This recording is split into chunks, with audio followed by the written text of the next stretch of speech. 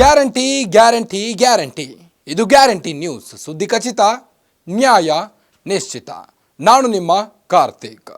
Border Gavaskar test ಸರಣಿಯಲ್ಲಿ ಭಾರತ ಮೊದಲ ದಿನವೇ ಸೋಲಿನತ್ತ ಮುಖ ಮಾಡಿದೆ. ಸೋಲಿಗೆ ಅತಿ ದೊಡ್ಡ ಕಾರಣ ಏನೆಂದು ಹುಡುಕಿದರೆ ದಿಗ್ಗಜ ಆಟಗಾರರ ದಯನೀಯ ವೈಫಲ್ಯ. ಅದರಲ್ಲೂ 5ಕ್ಕೆ 5 ಟೆಸ್ಟ್ ಆಡಿರುವ ವಿರಾಟ್ ಕೊಹ್ಲಿ ಪದೇ ಪದೇ ಸ್ಲಿಪ್ ಕ್ಯಾಚ್ ಔಟ್ ಆಗ್ತಾ ಇರೋದು ಯಾಕೆ ಎಂಬುದರ ಕಂಪ್ಲೀಟ್ ಡೀಟೇಲ್ಸ್ ಇಲ್ಲಿದೆ ನೋಡಿ. ಪರ್ತ್ ಟೆಸ್ಟ್ ಮೊದಲ ಇನ್ನಿಂಗ್ಸ್ 5 ರನ್ ಬಾರಿಸಿದ್ದಾರೆ. ಎರಡನೇ ಇನ್ನಿಂಗ್ಸ್ ಅಜಯ 100 ರನ್ ಗಳಿಸಿದ್ದಾರೆ. 8 innings 7 slip catch. Adelaide test ಮೊದಲ ಇನ್ನಿಂಗ್ಸ್ 7 ರನ್, ಎರಡನೇ ಇನ್ನಿಂಗ್ಸ್ 11 ರನ್. ಇನ್ನು ಬ್ರಿಸ್ಬೇನ್ ಟೆಸ್ಟ್ ನಲ್ಲಿ ಮೊದಲ ಇನ್ನಿಂಗ್ಸ್ ಆಡಿ 3 ರನ್ ಗಳಿಸಿದ್ದಾರೆ. ಎರಡನೇ ಇನ್ನಿಂಗ್ಸ್ ನಲ್ಲಿ ಬ್ಯಾಟಿಂಗ್ ಮಾಡಲಿಲ್ಲ. ಮೆಲ್ಬೋರ್ನ್ ಟೆಸ್ಟ್ ಮೊದಲ ಇನ್ನಿಂಗ್ಸ್ ನಲ್ಲಿ 36 ರನ್ ಗಳಿಸಿದ್ದಾರೆ. ಎರಡನೇ ಇನ್ನಿಂಗ್ಸ್ 5 ರನ್ ಬಾರಿಸಿದ್ದಾರೆ. ಇನ್ನು 5ನೇ ಟೆಸ್ಟ್ ಸಿಡ್ನಿಯಲ್ಲೇ ಮೊದಲ ಇನ್ನಿಂಗ್ಸ್ ನಲ್ಲೇ 17 ರನ್ ಬಾರಿಸಿ ಔಟ್ ಆಗಿದ್ದಾರೆ. ಬಾರ್ಡರ್ ಗವಾಸ್ಕರ್ ಟೆಸ್ಟ್ ಸರಣಿಯಲ್ಲಿ ಭಾರತ ಮೊದಲ ದಿನವೇ ಸೋಲಿನತ್ತ ಮುಖ ಮಾಡಿದೆ. ಸೋಲಿಗೆ ಅತಿ ದೊಡ್ಡ ಕಾರಣ ಏನೆಂದು ಹುಡುಕಿದ್ರೆ ದಿಗ್ಗಜ ಆಟಗಾರರ ದಯನೀಯ ವೈಫಲ್ಯ. ಅದರಲ್ಲೂ 5ಕ್ಕೆ 5 ಟೆಸ್ಟ್ ಆಡಿರುವ ವಿರಾಟ್ ಕೊಹ್ಲಿ ಪದೇ ಪದೇ ಸ್ಲಿಪ್ ಕ್ಯಾಚ್ಗೆ ಔಟ್ ಆಗ್ತಾ ಇರೋದು. ಕೊಹ್ಲಿಯ ಅತಿ ದೊಡ್ಡ ಪ್ರಾಬ್ಲಮ್ ಅಂದ್ರೆ ಸ್ಟಂಪ್ ಆಚೆ ಹೋಗ್ತಾ ಇರೋ ಬಾಲ್ಗಳನ್ನ ಕೆಣಕೋದು, ಹಾಗೆ ಕೆಣಕಿ ಸ್ಲಿಪ್ನಲ್ಲಿರೋ ಫೀಲ್ಡರ್ಗೆ ಕ್ಯಾಚ್ ಕೊಡೋದು. ಇದೇ ಪ್ರಾಕ್ಟೀಸ್ ಆಗಿಬಿಟ್ಟಿದೆ. ಹೀಗಾಗಿ ಕಿಂಗ್ ಕೊಹ್ಲಿಯನ್ನ ಈಗ ಸ್ಲಿಪ್ ಕ್ಯಾಚ್ ಕಿಂಗ್ ಅಂತ ಕಾಮಿಡಿ ಮಾಡೋಕೆ ಶುರು ಮಾಡಿದ್ದಾರೆ ಕೊಹ್ಲಿ ಹೇಟರ್ಸ್. ಮೊದಲ ಟೆಸ್ಟ್ ಮೊದಲ ಇನ್ನಿಂಗ್ಸ್ ನಲ್ಲಿ ಕೊಹ್ಲಿ ಹೆಜಲ್ವುಡ್ ಬೌಲಿಂಗ್ ನಲ್ಲಿ ಔಟ್ ಆಗ್ತಾರೆ. ಸೇಮ್ ಸ್ಲಿಪ್ ಕ್ಯಾಚ್ ನೀಡ್ತಾರೆ. ಎರಡನೇ ಇನ್ನಿಂಗ್ಸ್ ನಲ್ಲಿ ಸೆಂಚುರಿ ಹೊಡಿತಾರೆ. ಫಾರ್ಮ್ಗೆ ಬಂದ್ರು ಅಂತ ಅನ್ಕೊಂಡವ್ರಿಗೆ ಶಾಕ್ ಆಗೋ ತರ ಎರಡನೇ ಟೆಸ್ಟ್ ಫಸ್ಟ್ ಇನ್ನಿಂಗ್ಸ್ ನಲ್ಲಿ ಸ್ಟಾರ್ಕ್ ಬೌಲಿಂಗ್ ನಲ್ಲಿ ಸ್ಲಿಪ್ ಕ್ಯಾಚ್ ನೀಡ್ತಾರೆ. ಎರಡನೇ ಇನ್ನಿಂಗ್ಸ್ ನಲ್ಲಿ ಬೋಲಾಂಡ್ ಬೌಲಿಂಗ್ ನಲ್ಲಿ ಸ್ಲಿಪ್ ಕ್ಯಾಚ್ ಕೊಡ್ತಾರೆ. ಬ್ರಿಸ್ಬೇನ್ ಟೆಸ್ಟ್ ನಲ್ಲೂ ಅದೇ ಪ್ರಾಬ್ಲಮ್. ಹೆಜಲ್ವುಡ್ ಬೌಲಿಂಗ್ ನಲ್ಲೂ ಸ್ಲಿಪ್ ಕ್ಯಾಚ್ ನೀಡಿದ್ದು ಎರಡನೇ ಇನ್ನಿಂಗ್ಸ್ ಬ್ಯಾಟಿಂಗ್ ಚಾನ್ಸ್ ಸಿಗೋದಿಲ್ಲ.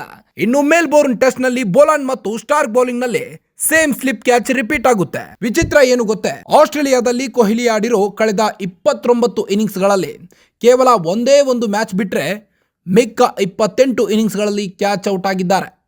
ಒಂದ್ಸಲ ರನ್ಔಟ್ ಆಗಿದ್ದಾರೆ. ಎಲ್ಲ ಸೀನಿಯರ್ ಆಟಗಾರರು ಕೊಹ್ಲಿಗೆ ಹೇಳ್ತಿರೋದು ತೆಂಡೂಲ್ಕರ್ ಸೂತ್ರ ಫಾಲೋ ಮಾಡಿ ಅಂತ. ಕೊಹ್ಲಿಯನ್ನ ಈ ಜನರೇಷನ್ ನ ತೆಂಡೂಲ್ಕರ್ ಅಂತ ಕರಿತವರೆಲ್ಲ ಹೇಳ್ತಿರೋ ತೆಂಡೂಲ್ಕರ್ ಸೂತ್ರ ಏನು ಅಂದ್ರೆ, ತೆಂಡೂಲ್ಕರ್ ಕೂಡ ಇದೇ ಪ್ರಾಬ್ಲಮ್ ಫೇಸ್ ಮಾಡ್ತಿದ್ರು. 2004ರಲ್ಲಿ ತೆಂಡೂಲ್ಕರ್ ಸತತ 4 ಮ್ಯಾಚ್ಗಳಲ್ಲಿ ಇದೇ ರೀತಿ ಔಟ್ ಆಗಿದ್ರು. ಆದ್ರೆ ತೆಂಡೂಲ್ಕರ್ ಸಿಡ್ನಿ ಟೆಸ್ಟ್ ನಲ್ಲಿ ಭರ್ಜರಿ ಕಮ್ ಬ್ಯಾಕ್ ಮಾಡಿದ್ರು. ಹೇಗೆ ಗೊತ್ತಾ, ಆಫ್ ಸ್ಟಂಪ್ ಆಚೆ ಹೋಗ್ತಾ ಇದ್ದ ಒಂದೇ ಒಂದು ಬಾಲ್ ಆಡ್ಲೇ ಇಲ್ಲ. ಅದು ಟೀಮ್ ಸಂಕಷ್ಟದಲ್ಲಿದ್ದಾಗ ಕ್ರೀಸ್ಗೆ ಬಂದಿದ್ದ ತೆಂಡೂಲ್ಕರ್ 436 ಬಾಲ್ ಫೇಸ್ ಮಾಡಿದ್ರು. ಆಫ್ ಸ್ಟಂಪ್ ಆಚೆ ಹೋದ ಬಾಲ್ ಅನ್ನ ಟಚ್ ಮಾಡಲಿಲ್ಲ. ಫೈನಲ್ ಆಗಿ ತೆಂಡೂಲ್ಕರ್ 141 ರನ್ ಹೊಡೆದು ಔಟ್ ಆಗ್ಲೇ ಇಲ್ಲ. ಇವತ್ತಿಗೂ ಕೂಡ ಸಿಡ್ನಿ ಗ್ರೌಂಡ್ ನಲ್ಲಿ ಏಷ್ಯನ್ ಆಟಗಾರನೊಬ್ಬ ಹೊಡೆದಿರೋ ಅತ್ಯಧಿಕ ಸ್ಕೋರ್ ಅಂದ್ರೆ 241 ನಾಟ್ ಔಟ್. ಇನ್ನೂ ಒಂದು ವಿಶೇಷ ಏನಪ್ಪಾ ಅಂದ್ರೆ, ತೆಂಡೂಲ್ಕರ್ ಆ ಇನ್ನಿಂಗ್ಸ್ಗೆ ಸರಿಯಾಗಿ ಔಟ್ ಆದ ದಿನಕ್ಕೆ 20 ವರ್ಷ. ಕೊಹ್ಲಿಗೆ ಹೇಳ್ತಿರೋದು ಇದನ್ನೇ. ಈ ಸೂತ್ರ ಫಾಲೋ ಮಾಡಿದ್ರೆ ಆಸ್ಟ್ರೇಲಿಯಾವನ್ನ ಎದುರಿಸಬಹುದು, ಗೆಲ್ಲಬಹುದು. ಕವರ್ ಡ್ರೈವ್ ಹೊಡೆಯೋ ಅತಿ ಆಸೆಯನ್ನ ಬಿಟ್ರೆ ರನ್ ಹೊಡೆಯೋದು ಕಷ್ಟ ಏನಲ್ಲ. ಕೊಹ್ಲಿ ತೆಂಡೂಲ್ಕರ್ ಫಾಲೋ ಮಾಡ್ತಾರಾ? ಇನ್ನೂ ಒಂದು ಇನ್ನಿಂಗ್ಸ್ ಇದೆ. ವಿರಾಟ್ ಕೊಹ್ಲಿ ಕಳಪೆ ಫಾರ್ಮ್ ಭಾರತ ತಂಡಕ್ಕೆ ಅತಿ ದೊಡ್ಡ ತಲೆನೋವಾಗಿ ಪರಿಣಮಿಸಿದೆ. ಒಟ್ಟಿನಲ್ಲಿ ವಿರಾಟ್ ಕೊಹ್ಲಿ ಕಳಪೆ ಫಾರ್ಮ್ ಭಾರತ ತಂಡಕ್ಕೆ ಅತಿ ದೊಡ್ಡ ತಲೆನೋವಾಗಿ ಪರಿಣಮಿಸಿದೆ. ಈಗಾಗಲೇ ಹೆಚ್ಚು ಕಡಿಮೆ ಫೈನಲ್ ಆಸೆ ಬಿಟ್ಟಾಗಿದೆ. ಈಗೇನಿದ್ರು ಪ್ರತಿಷ್ಠೆಗಾಗಿ ಆಡಬೇಕಷ್ಟೇ. ಸಿಡ್ನಿ ಟೆಸ್ಟ್ ಕೂಡ ಅದೇ ರಾಗ ಅದೇ ಹಾಡು. ಅದರಲ್ಲೂ ಔಟ್ ಸ್ಟಂಪ್ ಕಡೆ ಹೋಗುತ್ತಿರೋ ಬಾಲ್ ಅನ್ನ ಕೆಣಕಿ ಔಟ್ ಆಗೋ ಚಾಳಿಯನ್ನ ಕೊಹ್ಲಿ ಬಿಡದ ಹೊರತು ಮತ್ತೆ ಕಿಂಗ್ ಆಗೋಕೆ ಸಾಧ್ಯ ಇಲ್ಲ. ಇದಕ್ಕೆ ಇರೋದು ಒಂದೇ ಪರಿಹಾರ, ತೆಂಡೂಲ್ಕರ್ ಪಾಲಿಸಿ. ಒಟ್ಟಿನಲ್ಲಿ ವಿರಾಟ್ ಕೊಹ್ಲಿ ಕಳಪೆ ಫಾರ್ಮ್ ಭಾರತ ತಂಡಕ್ಕೆ ಅತಿ ದೊಡ್ಡ ತಲೆನೋವಾಗಿ ಪರಿಣಮಿಸಿದೆ. ಈಗಾಗಲೇ ಹೆಚ್ಚು ಕಡಿಮೆ ಫೈನಲ್ ಆಸೆ ಬಿಟ್ಟಾಗಿದೆ.